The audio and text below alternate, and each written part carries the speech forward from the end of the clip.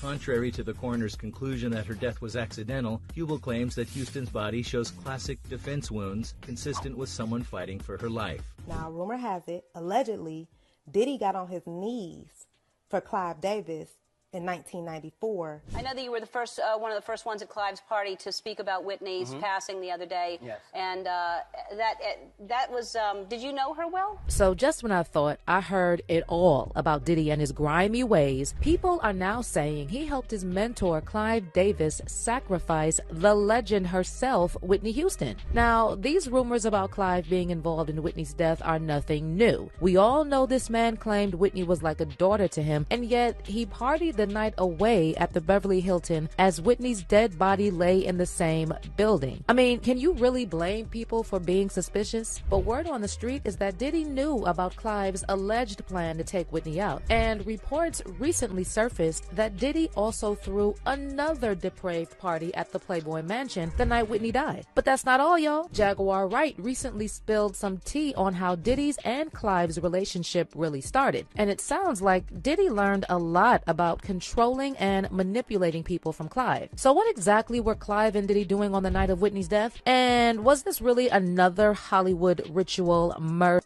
Let's get into it. Exactly what happened inside the iconic Beverly Hilton remains a mystery.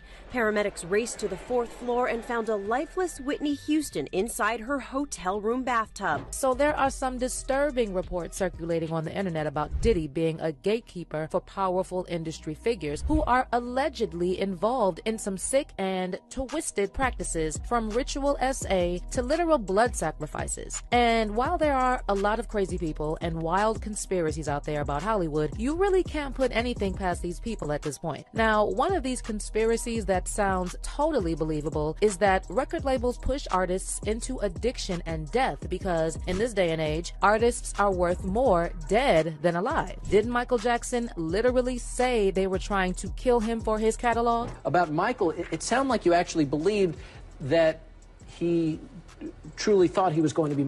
Oh, no, I did. When he first told me, AJ, I have to be honest, I didn't believe it. I said, Michael, come on, you're Michael Jackson. Who in the world would do this? Nobody would try to kill you. I mean, it would be world news and everybody would know about it. They're not going to do it. But he was so passionate and adamant about it and says, you don't understand. It's all about my catalog. This is what they want, and this is what they're going to do. And he was terrified. Well, apparently, Whitney had the same fears as Michael, and according to a long-standing rumor, she tried to warn her protege, Brandy, about Clive Davis. Just 2 days before she died, Whitney crashed an interview with Brandy, Monica, and Clive Davis and passed a mysterious note to Brandy. I'm just saying love it.